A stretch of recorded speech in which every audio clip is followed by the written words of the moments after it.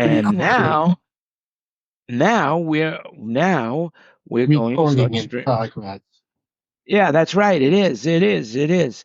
And we're going to now live stream to social media. It's interesting about the social media stream that we're going.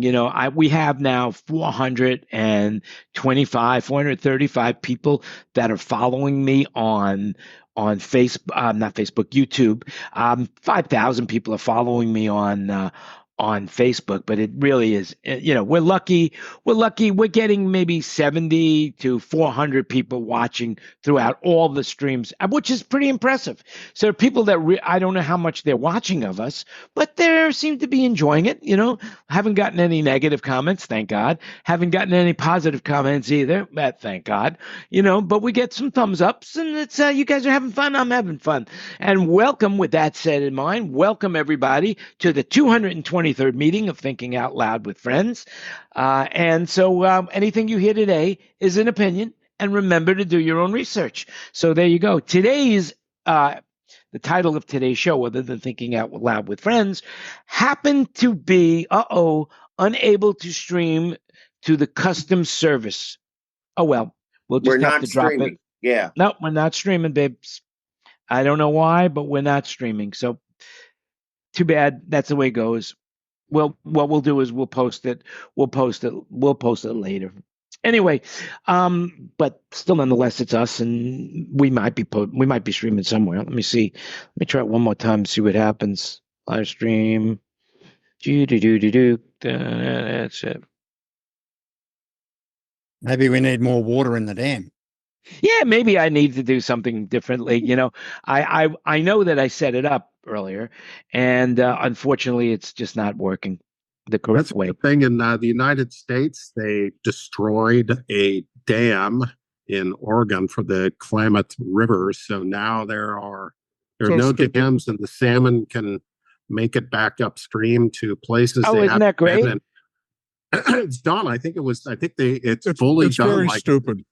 Yesterday or today, I can't remember. But I was up in Klamath Falls once, and it was summertime, but the snow was still like 12 feet high on both sides of the road. Have you ever been up there? I haven't. Yeah, it's and people, what they do is they do in the summer, they do snow skiing into the water. Yeah, I was up there when it was late spring. I was up there. I took the train up, and because I was living in Monte Sereno, Los Gatos at the time, and so I took the train up, and I was all set for nice spring weather like we had, in the valley, and I froze my ass off. Well, there you have it. So there we. But anyway, we're now streaming to YouTube, so that's good enough for me. Oh, their live stream just kicked on. Yep. To YouTube. It's not the one that I was hoping for, but it's still a stream. Anyway, so those people that are catching us on YouTube, welcome to 223 episodes of Thinking Out Loud with Friends, and I'm glad you're all here. Thank you for watching. It's a great opportunity for all of us to get together and to share ideas and talk about what's on our mind. Just remember, everything you hear is an opinion, so do your own research, and we're up to the races. There you go. So, is it streaming where you are? I don't care. I don't really care anymore. It's one of those things. I've got my own fish to fry. That's all there is to it. So. I wonder where that expression came from. Fish to fry. Oh, well. So I'm here in Los Angeles. And that was the whole idea. So I'm here with my fiance. We are doing so much. The time is just like disappearing. I've never experienced a trip like this that is so encompassing of all my time and all my energy. And it is moving so fast that it's frightening. That's all I can say. We've been here since last Saturday, and we got into Las Vegas.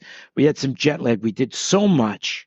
If you're following us on Facebook, you'll see what we're doing. And now we're in Los Angeles. We've been here one day, and we've done the tour of Hollywood. And now tomorrow we're doing Disneyland, and then the next day we're going to meet with Chris and Kenny Newman and Bruce. If you'd like to come and join us in Malibu, you're more than welcome. What day? Plane too, if you get on a plane, Friday.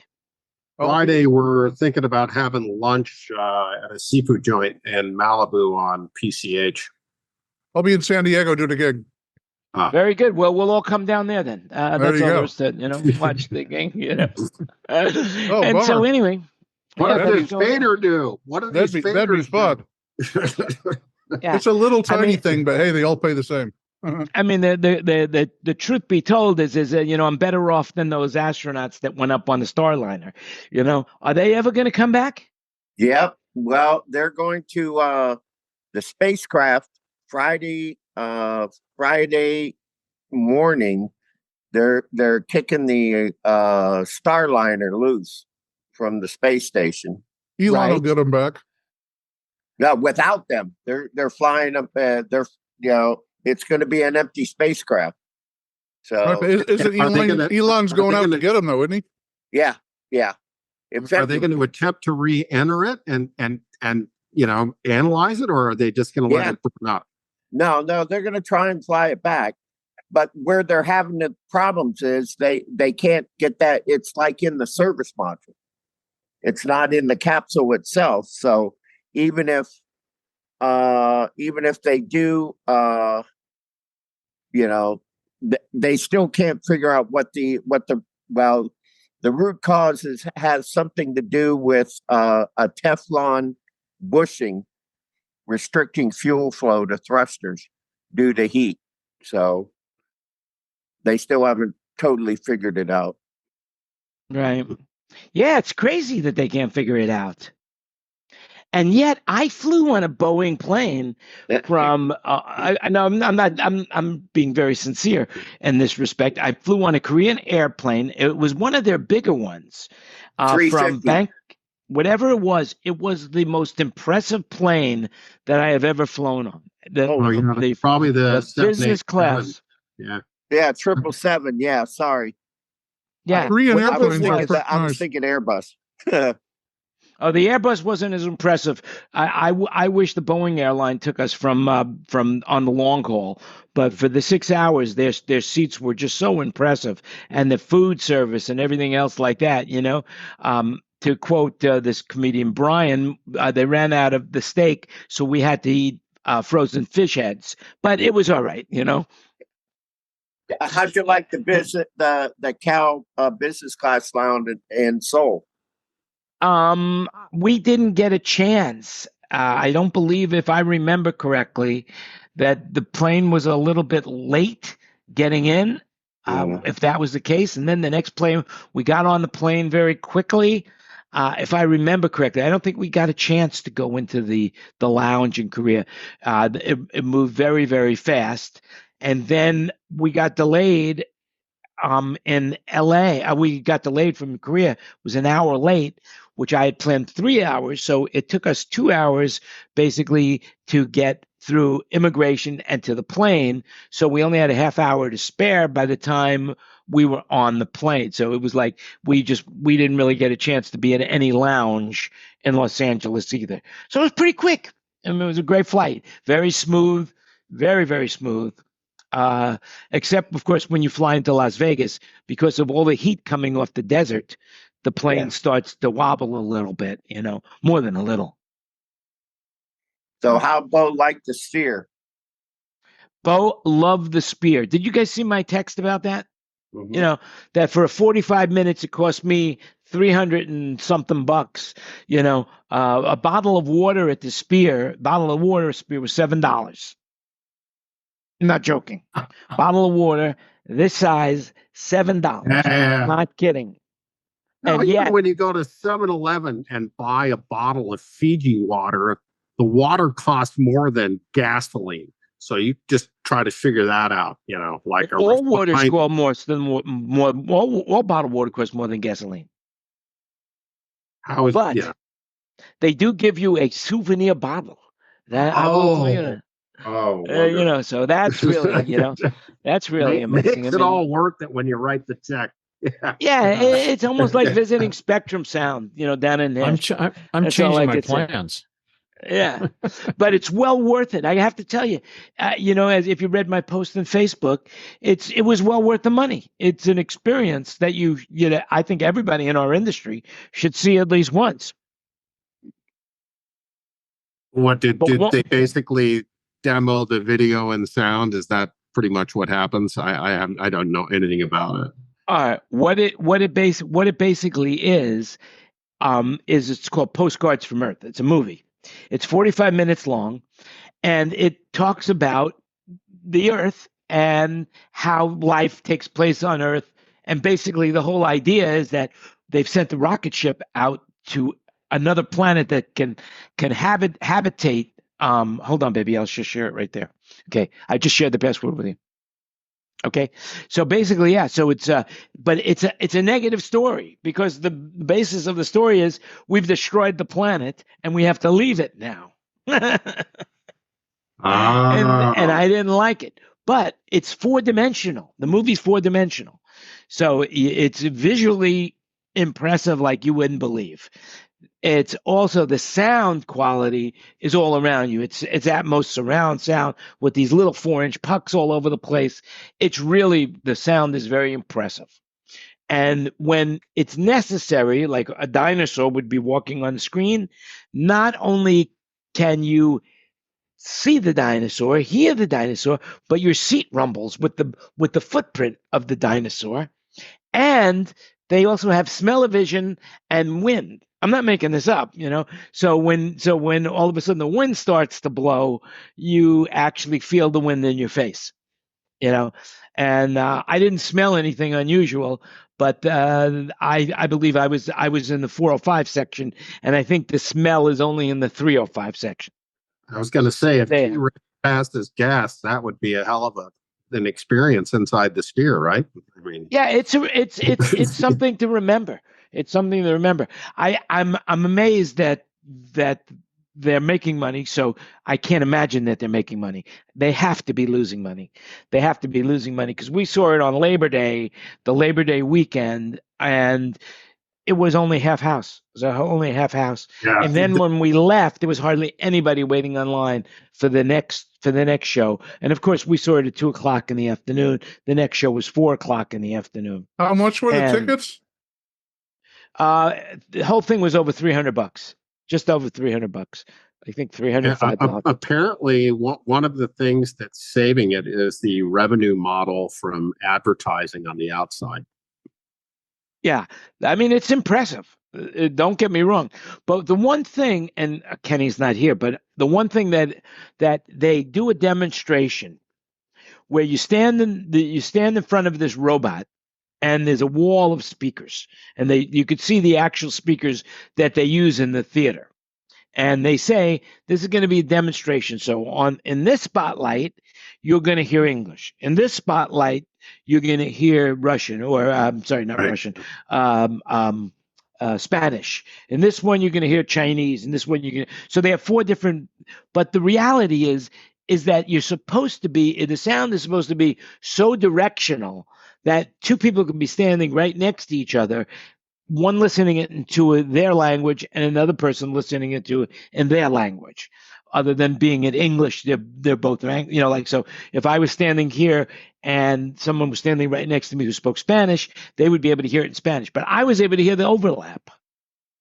And so I don't think it works as good as they say it works.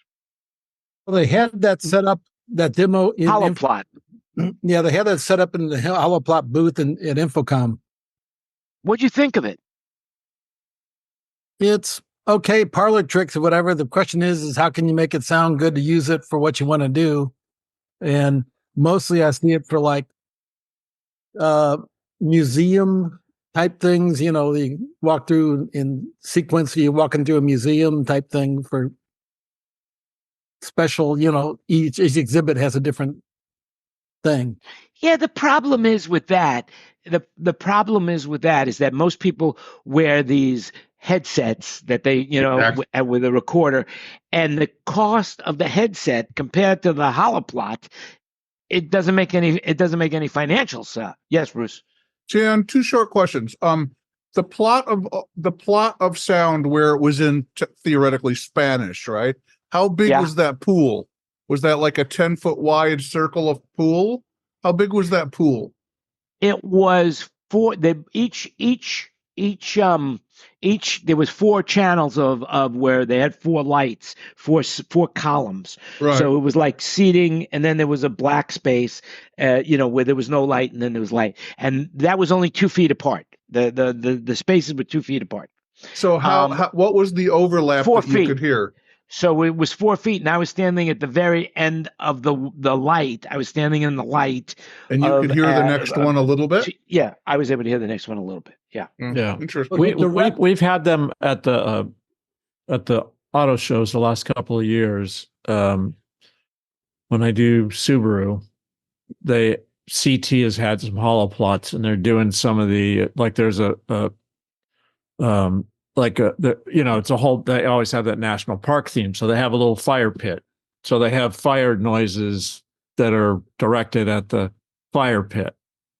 And it's definitely louder at the pit, but you can hear it. I mean, you can't slice it off. And then they have another one where there's a display case of trophies or awards or something like that. And when you get right in front of the case, it's louder, but that doesn't mean you can't hear it when you go off axis. I mean, they're cool. I don't know if they're worth $20,000 a box or whatever they are. And the Sphere actually bought the company Holoplot, I believe. Yes, they did. MSG bought them. Yeah. So I'm hearing a rumor that they're going to open one in Dubai and somewhere else. I know that the one in London was kiboshed because they didn't want the light, the light transfusion, was too much for them, because they went and saw it in Las Vegas, and it really does take up the skyline. I mean, it's very intense. It's hard not to. People are getting into accidents, my understanding, from driving because the Sphere is so inundated. It just inundates you. It's so awesome and big and everything. But I just looked it up. In 2019, the Sphere cost $2.3 billion, originally estimated at 1.2. Yeah, I mean, it's impressive. It's the way they built it. I mean, they had to wait months for this, the only crane in the world that was big enough to build the roof. Yeah, from Germany, I believe. Yeah, Ken just walked away. Ken, can you hear me? Yes, Anyway, okay. So you've been to John McBride's studio, right? And you've heard the Atmos sound in his studio. Yep. My personal opinion is the Atmos sound in his studio was far superior to what I heard at the Holoplot. Far superior. That's the difference of how it's mixed in Atmos live versus recording. Yeah, I mean, well, it is pre-recorded. Yeah, but how it's mixed. But the live, okay, the placement of speakers is different than the placement of what's in the room where you're at and the distance you are from them and how you are in direct field versus reverberant field of the speaker systems. Right. So the Holoplot, basically, you could be anywhere and it'll compensate. Well, part of what the question is that you heard the one next to you. Did you hear the direct from the speaker, or did you hear the reflection off of the empty seat or the seats, the stuff next to you? No, we were standing. So there was no other seats, and it was a demonstration. So yeah, I would say that I definitely heard it from the speakers. Okay. So it was muffled. I wasn't able to make it out what it was, but it was definitely distracting to the sound that I was listening to. And it was just words. It was a diatribe of information that they were feeding you. Yep. What can I say? So it was really it was worth the money. I mean, really, for the 45 minutes that you were there. But it's also another experience where you get to see robots that are AI. But the problem with that is there were just too many people. The way they have the robots, they don't have them high enough. So when there's a crowd around the robots, you really can't see the robots. And they're supposedly the robots didn't impress me. Let's put it that way. But the theater structure did impress me. It's like a really nice version of an IMAX theater, is what I would say. I was going to say I went to see the Everest film many years ago in IMAX, and I think it cost me about $10. It's insane. It's insane to think that you're going to pay that kind of money for a movie. And a 45-minute movie at that, about a negative subject matter, but it's memorable. I will remember it. I won't forget it. Just think if you ran Debbie Does Dallas on that movie theater. Yeah. Oh my God, that's old. I guess you'd see a lot of streaks and flutters on the lenses. Oh, another thing that's very interesting about it, it's so the visuals are so impressive, and they're so vivid, and they're so real. It looks like you're looking into a window. You're looking out the window. And when a few of the pixels go black, it's very distracting. And it did happen a few times during the movie. I mean, it's basically you are looking out you feel like you're in a vehicle with a big window, and you're moving and you're looking out the window. That's what it's like. Really impressive. I say it's impressive. I would recommend everybody to go at least once. I would say that's something that I would say. So who else got something else on their mind? Well, I have a technical question. Okay, good. Finally, a technical question. Well, I got a couple of them. So on the weekend, no. One is okay. One's okay. One's okay. So on the weekend, and I use lots of little consoles with my iPad. So and the Mixing Station iPad app is just sensational because you can change the UI and it's just a wonderul app. Anyway, what app is it? What app is it? Mixing Station. Mixing Station. And who makes it? Off the top of my head, David Schuschman or something like that. Is it? I can't remember now. Okay, it's a generic. That works with multi-vendor boards, like yes. Yeah. Okay. Yeah. Okay. Now I got it. All right. Go on with the question.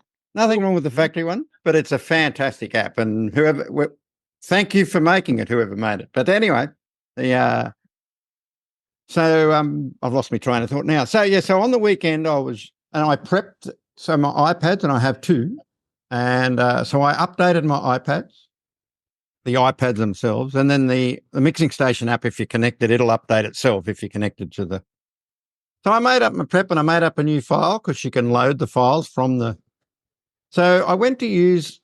I work with a great little band called Wobbly Boot, and quite a bit. And anyway, it was the little UI 24 Soundycraft. The one that's got the browser and the app inside the.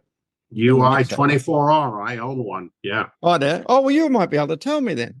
So there's nothing wrong with the factory app whatsoever, but I always use the Mixing Station one because it allows me to edit and make up a show file or a scene, not a show file, a scene. So anyway, I've loaded when we got down there, I've gone to connected it all up, and then I've loaded my file.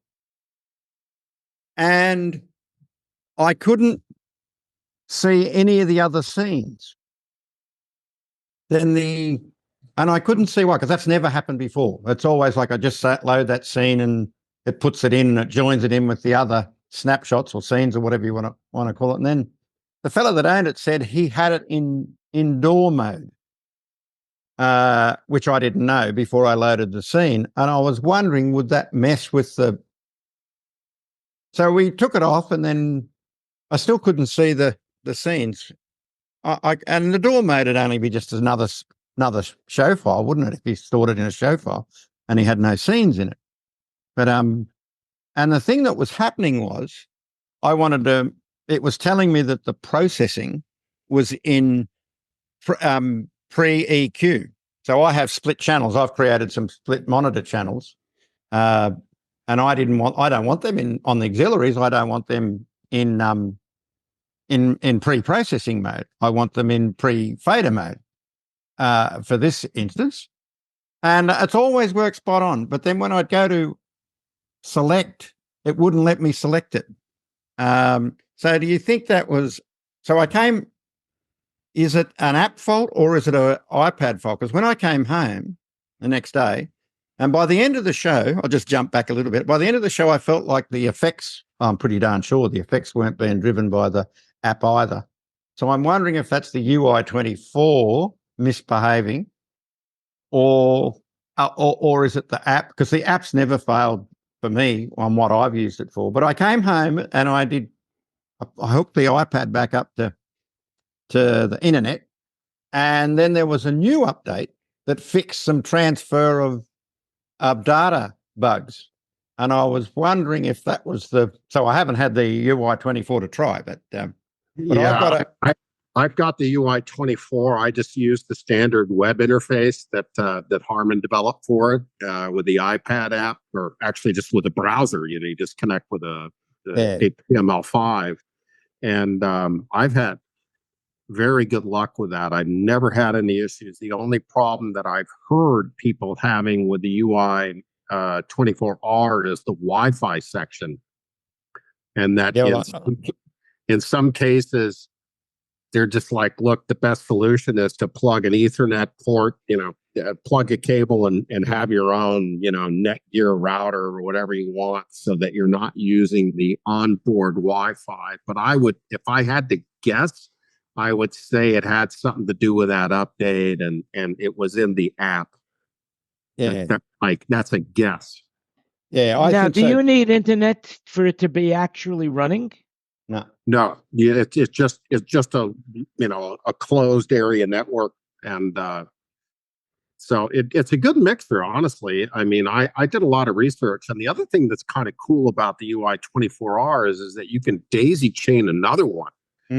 They've got a specialized Ethernet port on it, so you can put two together, and essentially you get 16 ins and 8 outs, and then if you double it, you get double with a simple Ethernet cable.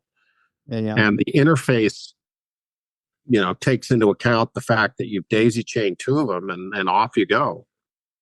I find that, and it's quite a good sounding little machine. But I've used it. I've never had a problem with the app ever until on the weekend. And I've loaded files off that, and I don't use the Wi-Fi that's in the machine. And there's nothing wrong with the factory app. I was just intrigued to why it misbehaved when I loaded it. I've never done that before. So, you'd have to have access to it, and then start experimenting to figure out where the problem was. But yeah, and I don't have access because I don't own the mixer after the weekend. But I was thinking it was in the software update of the iPad or the update of the app. But the app worked. I think it's the update of the app, personally. So what did you end up doing, Wayne, in the live show? How did you end up? Well, I just because we've got several iPads there, and the others are on. And I've got two iPads. And I just quit bragging. Two iPads, my God. I just wanted to double check that the process, because it seemed to be working as it should, and the app would control everything. It just wouldn't let me change the processing of the auxiliary buses. It just wouldn't let me do that, whereas before it would. Would the owner of the mixer allow you to take it home to work it out before the next event? He certainly would, except he's got it in this rack and he's got it all wired, and I wouldn't ask him to. Couldn't you go into the venue and do it? Couldn't you do pre-check? Oh, no, he owns it himself and he lives out in the farm. And I am going to ring him up and ask him, because I'd like to find out why that happened, because I've got a Soundcraft SI Impact here, and whilst you don't have access to a lot of the stuff on the Mixing Station app, it's just magnificent. I just hook up my laptop and you can edit you can fit 32 channels on the one iPad, and you just split them in half. It's just It's a wonderful app. I mean, there's nothing. I tell you, these little boards with these apps are, even the Midas, the M32. That's a good software, I reckon. The app, I reckon it's a good, and I use them both, the factory and them. So now, in a bigger show, well, first of all, I figured out your problem, Wayne. By the way, because it was because the sound was a little wobbly. It has to do with the wobbly boot. There you go. There you have it. The band itself, the wobbly boot. The wobbly boot. Ken Porter, I have a question for you. Yep. Do you, on any of the bigger shows, do they use their iPads to walk around or no? We use iPads mostly for processing when the system engineer is controlling zones and stuff and things like that. Most mix engineers don't. They're programmed and just go. Set up. And what about you, Bruce? And curiously, Ken, are any of the musicians using iPads to handle their own mix of in-ears or anything like that? I do one band that does them all. They uses all their own iPads. I don't know many of them that do that. That's mainly in smaller. You'll find occasionally you'll find like there's a 3,500 seat theater, down the road from me, Ruth Eckerd Hall, and occasionally an act will come through and wanna, that they're doing their own, mix. Australian Pink Floyd was one where they did, they had everything set up. They did their own monitors, the whole 9 yards, and then ESI just came in with some L acoustics and digicos out front, and they were fine. They sounded great. But they use the iPads. Well, there's only they just said it. Typically, most bands who do that, they rarely change it if they're all in ears. They change it at sound check, and that's pretty much it. Bruce wanted to say something. So, and I think Wayne Pierce can attest to this too. When we set up the systems and we get them EQ'd, when we walk around and fine tune, delays and front fills and wing fills and all that shit, I'll walk around with the iPad to make sure that my seams are good and levels are good. And when we do monitors, nothing's better than to walk around on a stage with your iPad, and you almost don't need a guy on the stage to bark frequencies at you. A lot of times we'll go up there and set up the monitors with the iPad, because you can do it all standing in one place. And then sometimes what I'll do too, if I'm doing a corporate event, and I don't have somebody that can talk in a mic, I'll just take my iPad up to the lectern, talk in a lectern, and then I put a lav on and I sit in one of the chairs, and you're listening to the back of the system, but you can hear the resonant points in the room and do a little touch up on that. And I'll tell you, 9 times out of 10, it's a hell of a good starting point. I almost don't need an A2 that knows anything other than getting the rig up sometimes, But iPad's the hugest, most handiest thing. Also, like the LS9 in the older days, and also on the M32 and the X32. If you don't have a laptop hooked up to it or an iPad hooked up to it, it's just a huge nightmare to operate those things. And what I'll do with the iPad a lot of times is if I'm doing a corporate show and I have an EQ inserted on the lectern group or the lav group, and I can't get at it very quickly, because if you go to your main screen and go to one of your inserted type things, you don't have access to your faders or to your other adjustments. So what I'll do is when the gig starts, I'll put the lectern or the lav EQ, graphic EQ, up on the iPad next to me, and then I have full control over the console. And if I need to reach over and tweak a frequency, I can do that without, going through settings and, have faders moving all over the place. And, that's the problem, a great use case. Yeah, the problem that I have with digital consoles, and I think you can all relate to it, is, in the older days, everything was in front of you. And now you have to scroll through things to get places. Yeah, and where was that again? it's under yeah. this Oh, and- Jesus. And so, luckily I live on Yamaha consoles, so I can get around really fast on them. But even still, if you have to leave your main page when you have a group of 10 guys with lavs on that are just starting to talk, you want to have those 10 lavs in front of you and certain things on your screens in front of you. And if I got to if I got to whack, hit the user define and go to an EQ that's inserted on that group of lavs, everything on the console goes away to go to that EQ. Well, you can't have that, No. So a lot of times I have the iPad sitting next to me with a page on it that I know I'm going to need on the fly. And once I get going, sometimes I just shut it off and I don't worry about it anymore. But boy, those critical first few moments in the morning on your first show, or tuning the system at the end for balancing, and I mean, they're worth their weight in gold. It's the greatest thing that ever happened as far as I'm concerned. Because you don't have to run back to the console every 10 seconds and adjust things. You just walk around the room and go. And Wayne and I have worked together on a million gigs, and I'm sure he can attest. I would concur with all that. And one of the things that's interesting is because I do an event quite often for the Television Critics Association where we have a lot of Q&A. It's basically press conferences all day. And one of the things I'd keep my iPad on is I keep it on the page where all the handheld Q&A microphones are, because I don't know where the microphones go. They're in the room, but we don't assign them zones or anything. They just wander around with the runners.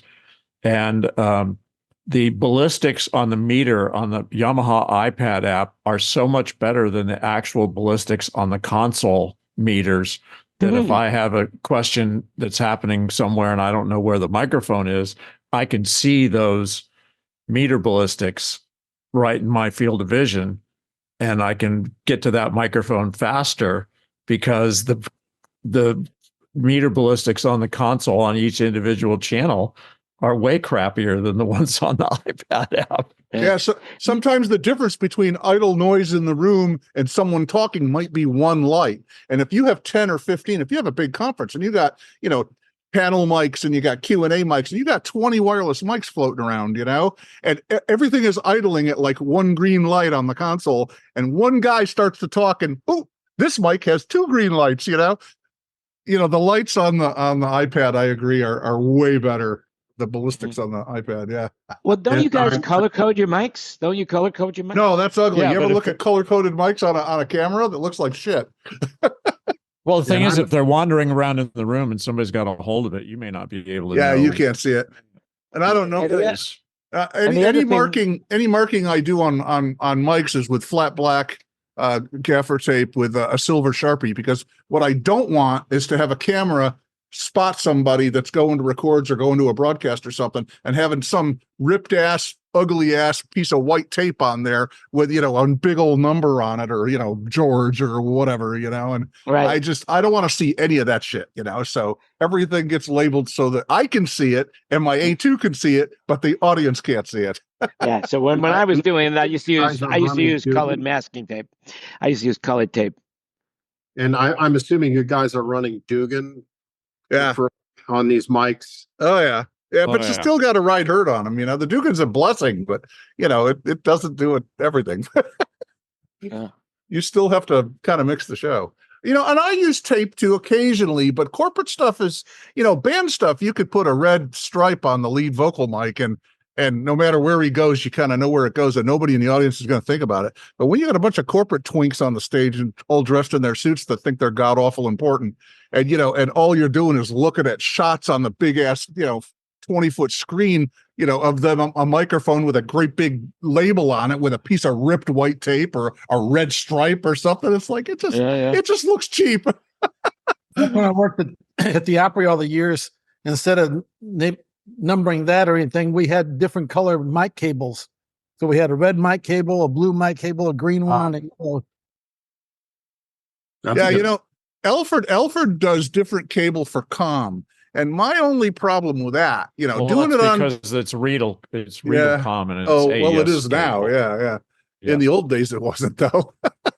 But the problem with some of those colors is, you could lay down a bunch of mic cable, on the stage or wherever, and if it's black, it sort of disappears. But Man, if you got the rainbow colors running across the stage, then you got to tape the whole damn thing, whether you like it or not, because it just glows in the damn dark, you know?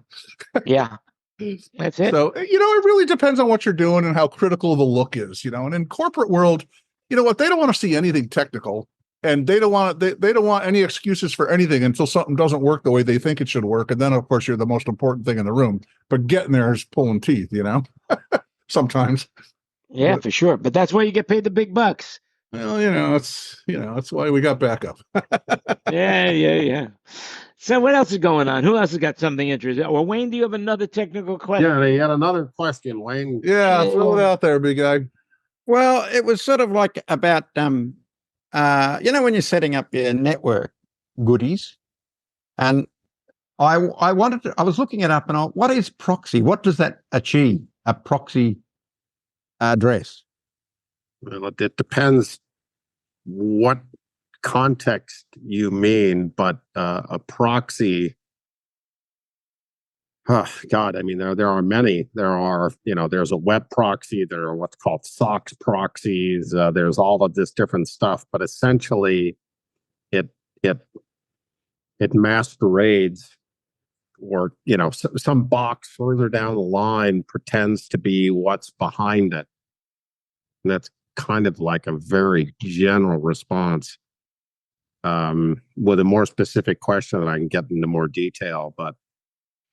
So for instance, if you're in a office and your office is frequently hitting a particular website, let's say it's looking at Wikipedia, just for sake of argument, what you can do is you can put a web proxy in between the user's web proxy and then the distant server, and then it actually caches some of the web responses from Wikipedia, so that instead of actually having to go across the internet to get them, those responses can be handled right out of the proxy. So Squid is probably the most widely deployed and used proxy for web traffic.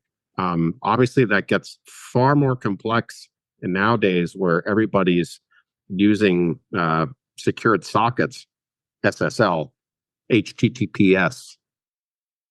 So essentially, that encrypts to the endpoint. So you really need to do some certificate magic to make it happen, where you're able to actually cache. You have to generate certificates, and then the computers complain heavily about that the identity is fraudulent and so on and so on. But yeah, that's kind of a very simplistic overview. So the reason I asked for that, because it's far too complex for me, but the reason I asked that was, in general, when I'm doing my audio, say, for example, I'm just connecting with Dante connections and all that, I don't need to worry about the proxy. It was just on the Soundcraft. So in some cases, there may be a proxy server, and what that could mean is that basically you got some box sitting between you and the next Dante box, and you need to fill in proxy information so that the two Dante boxes can communicate. I suspect that the use case for that is pretty narrow.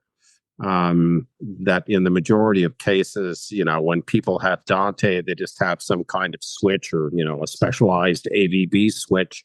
And, both Dante boxes are on that switch, and they see each other pretty darn rapidly. But there could be a use case where you would need to enter proxy information into one box so that it could find another. So that would be a number, like an IP number? It would be an IP address plus one or more port numbers, depending on what it is you're trying to proxy. And then they talk to each of those networks, aren't they, through the proxy? Yes. So yeah, I'm trying to think of another example. Well, let's ask some other people. Bruce, do you use proxy? Wayne, do you use proxy? I'm trying to work out what it exactly Well, we have does. 2 Waynes. You know, don't let it go sorry. to your head, buddy. Don't let it go. No, We have another Wayne here that knows a little bit more than I do. I'm sure he does. Not that you do, but I might use it without knowing about it because I really don't know what it is either, to be honest with you. oh, You know, but- Dante- I do all my own dance moves, so I don't use a proxy. And Dante is very autopilot, you know, it just sort of, it either works or it doesn't. When it works great. And when it doesn't, you got to call somebody. Yeah, that's basically it. And it can happen when there are 2 different network segments connected through a router would be the logical case. It could be a switch, if you know, and all of this stuff. So it might be required, but it would be a very narrow case for somebody who's doing audio. Like, you know, why would you want to have any kind of intermediate box when you don't need it? We just want the Dante stage box to talk to my DM7, and you know that. And everything's plugged into the same switch, and everybody's on the same VLAN and broadcasts. That's another issue, that broadcasts don't traverse routers unless you specifically program and want them to do that. So the whole point of having a separate network segment is to keep broadcasts local to that segment and not forward them on to another segment of the network that would have no reason to want to hear those broadcasts. Yeah. Well, thanks for that. But a real good example of that is, remember when earlier this year when Beyonce's whole PA went down? Oh, really? I wasn't aware of that. Yeah, that was in We don't pay Arizona. attention to her. Yeah, it was the whole network went down, and they had a Dante broadcast storm and took out the entire Dante network, and they had to go ahead. This is all front of house. They had to go ahead and reboot every router and every switch that they had to go ahead and kill the broadcast storm mid-show. Wow. Like second or third song. All you heard were the monitors. I've never heard that. Oh, I've wow. never heard that either. Usually Yeah, it was Yamaha last year. and Dante are so reliable. Yeah. But Yeah, but that's a technical issue where there's a fending piece of hardware. right. that That's just- exactly what it was. that just Went keeps into a broadcast storm and loop. just Yeah. overloaded everything. So Wow. so in order to stop that, there's something called STP, which is the spanning tree protocol, which basically keeps you from getting. I would suspect this was an ARP broadcast. So Yeah.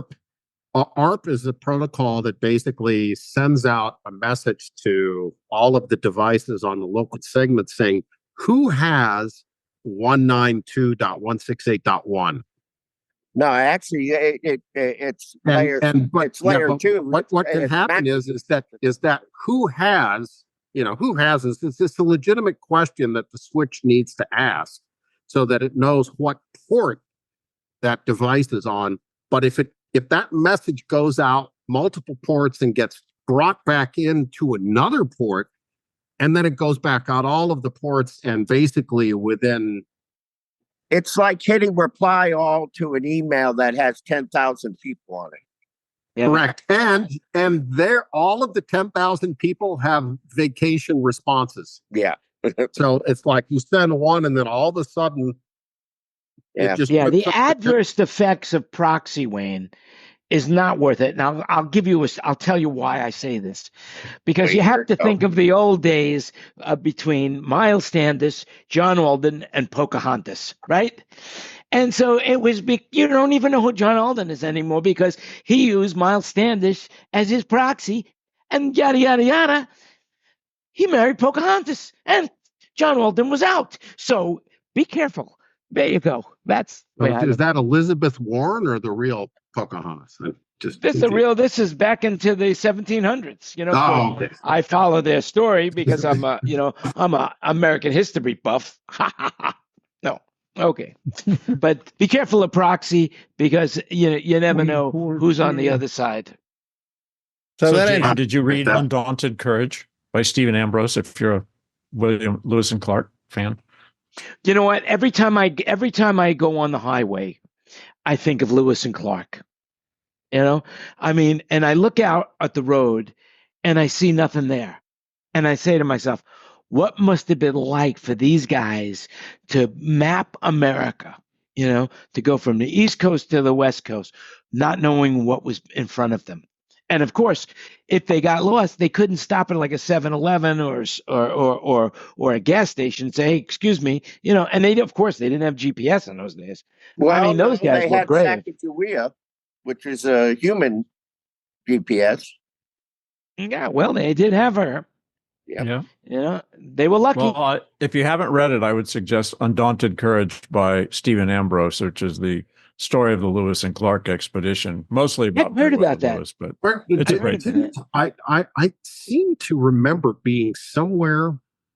I was off-roading in Utah, I think, and there was a discussion about a boatload of people that were on the Lewis and Clark expedition, and they lost one of the guys. I can't remember if this was in Bryce Canyon or that there was some historical reference to. well, only one person died on that entire expedition, and that was due to like appendicitis or something along those lines. It was a medical condition that they wouldn't have been able to solve in that day and age, regardless of where they were. So it was absolutely I amazing that they only had one person die. Oh yeah, no, I was absolutely blown away at how courageous and the conditions that those guys went through to do what they did was just simply stunning. Yeah, I mean, they didn't have North Face jackets in those days or any of that stuff. I mean, they really had to keep warm by killing an elk or a bear and using that the furs. Pretty impressive. Pretty impressive. There's another By the way, book by yes. Dayton Duncan called Out West, which was also about that expedition. The Ambrose book is basically the Meriwether Lewis tale because he was in charge of the whole expedition. And the Dayton Duncan book was he basically over the course of 2 summers took his Volkswagen van and recreated the path and then wrote it as a juxtaposition of what he observed versus what they would have gone through 250 years prior. Wow, that had to be. So those are 2 books that were, book. Yeah, they were both integral parts of the. And I never watched it because I've never had the time to sit through one of Ken Burns' whole things. But those books were instrumental in. And Dayton Duncan actually still works with Ken Burns on. Well, I think the predecessor to Yellowstone, I think it was like 1834, 1839, and that also that documented the journey. Of course, it was a more of a novelette, of how people went across the country, and it turns out where they ended up going. I'm not going to tell you the whole story in case you watch it, but it's very good acting, very very good acting, and it's well worth watching as well if you like American history. Anyway, Ken Porter, what did you make for dinner? And, as they say in my old school, how come you're not sharing with all of us? I hope you made enough for all of us. No, I ate light tonight. I just had a fajita bowl. Okay, so I need something. I want to talk to you about something that you might know about. So there are 7 states in the United States, that are state tax exempt. One of them I'm living in is Nevada. Another one, Wyoming, Montana, but Tennessee happens to be one of those states. State tax exempt for income tax? Income tax, yeah. Nonprofits. Yeah, we don't have state income tax, no. That's right. And real people. And I am thinking that, I've been thinking, well, what's my next stop? Hold it. Who's listening to something that's distracting? Going to be great. Is that me? Am I the one? I don't know who it is. But anyway, so what is it like right now as far as real estate values, as far as the condo goes in Nashville? I haven't looked at them lately. It's been up. They're pretty hard to come by. There is one, if you really want a retirement home, there's a new thing called a Flat Rock. Retirement home? What are you talking about? Retirement home? Ha, look at me. This is out by the other side of Cookville. It's Flat Rock, something park.com. But basically, it is a luxury community with a track in a spa and all that stuff in it. Luxury. That's what I like. Luxury, pure luxury. Anyway, we're getting to the point where I want to say goodbye to everybody who's been watching us on social media, so that we could talk about other things that are more pressing that I don't want to share with the world. So if you want to come into the room and hear what we're about to talk about, well, it'll be too late, but we'll talk about other things that you don't know about. I mean, before we went live, man, I'm telling you, it was a barn burner. I'll tell you that. So we were having a great time. It's one of the best times you could have with your clothes on. That's all I could say. But do your own research. But before we go, does anybody have anything at all that they want to say that might get listened to by somebody else other than those people in the room? Yes, Lovely to see everybody. I do have a sound broker's question. Well, very good. I might have an answer. Is that HC40 still available? Who knows? I don't know. I mean, go talk to somebody. You gotta call 1-800-SOUNDBROKER. Oh, okay. Well, I thought since that's a good idea. Do you have that number? Because I don't. But whatever it is. Once we go offline, we'll talk about sound broker stuff. All right, fine. But other than that, everything is Wayne, you want to say anything? Wayne Pierce? Sorry, Wayne Sims. No, I'm all good. We've heard from you. Bruce? I'm all good. No, I'm good. I got some pressing issues. I got to go. Oh, pressing. All right. Well, hey, right. Take care of you guys. Get See a you pair next of week. slacks out. There you go. Next week, babies. All right. Talk to you soon. Bye, guys. All right. Ken, anything you want to say? I'm good. Chris? All right. Well, that's it. I got other things. I got lots of stories, but I don't really feel like talking about anything else. I just want to say goodbye to those people on social media. Thank you for watching. Give us the thumbs up. Give us a like, share it with your friends. And I hope you enjoyed today's episode, number 223, or ZoomCast of Thinking Out Loud with Friends. And with that, I will say, remember, you make it happen. Go out, make it happen. Have a great week, and we'll see you again next week, same time, same place, right here on wherever you're listening to. Hey, so thanks again Jan, for watching. Just let us know. Jan, just let us know when you go out in Southern California if the streets are in fact paved with gold. I'd like to know that. Yes. And we are off the